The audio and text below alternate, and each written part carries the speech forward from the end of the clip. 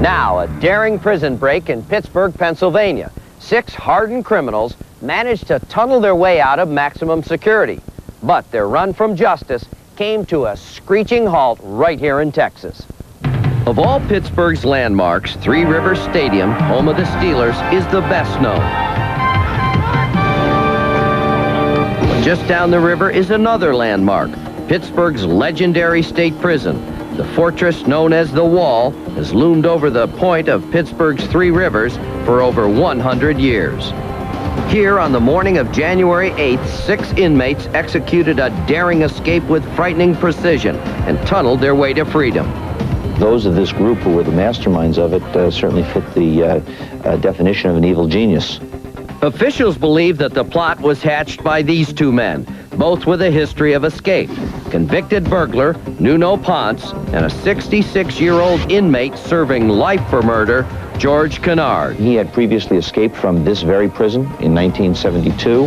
He had twice escaped from one of our other maximum security prisons. Officials say the 2 recruited a team of specialists for the break.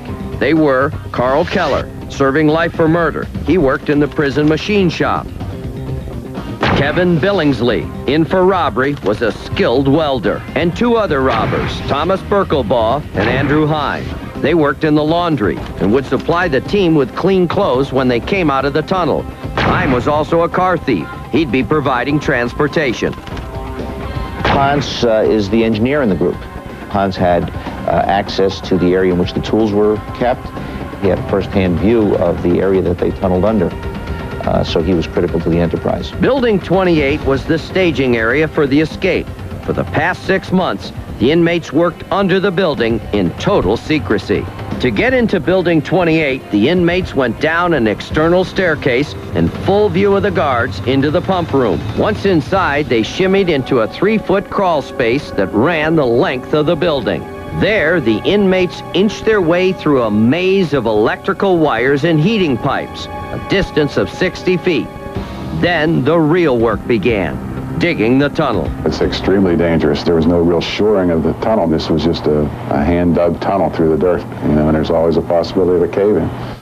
Working at an angle, they went under the access road that lay between Building 28 and the 40-foot-high prison wall. Underground, the mammoth wall extended another 13 feet. To clear it, the inmates dug 15 feet down.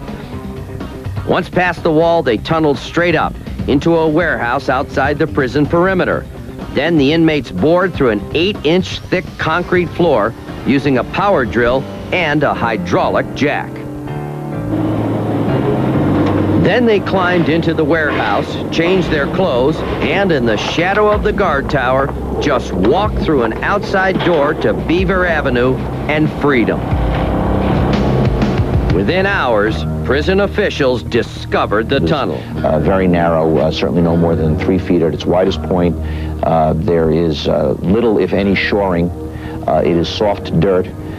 There is no question but that this was a very dangerous enterprise undertaken by very desperate men. Immediately after the escape, the Pennsylvania State Police began a nationwide search for the fugitives, and they took the manhunt online. It's the first time that Pennsylvania State Police have used the internet to search for escapees or fugitives. Within the first week, we have had in excess of 1,100 hits. But in the end, it was good old-fashioned police work and a bit of luck that brought the fugitives down. Just 6 days after the escape, Thomas Birkelbaugh was picked up, acting suspiciously in a Houston bus station.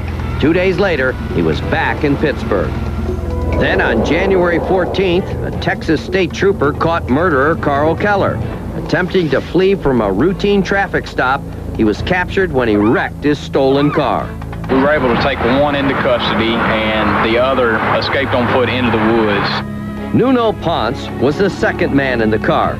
He escaped, but not for long. Last Monday, the FBI followed another stolen car to a motel in Pasadena, Texas.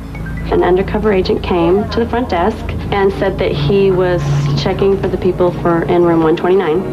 Inside room 129, the fugitives were sitting down to a chicken dinner. When 2 of them came out for drinks, the FBI and local police made their move. We rushed in through the door and took those two into custody and just fell in from there where the rest of them were apprehended. And whenever I found out it was 129, I couldn't believe it because, you know, they were really polite and nothing out of the ordinary. On Wednesday, less than 2 weeks after the break, the fugitives were headed back to prison. Back at the wall, inmates have been in lockdown since the escape. Officials admit that security was lax and fired the security chief. But that's only part of the problem. The prison is just too old. It's over 115 years old. Anything that was built in 1886 is not state-of-the-art anymore. And it was built under a whole different concept of corrections. Now officials say after 100 years, it's time to shut down Pittsburgh's legendary state prison, the one they call The Wall.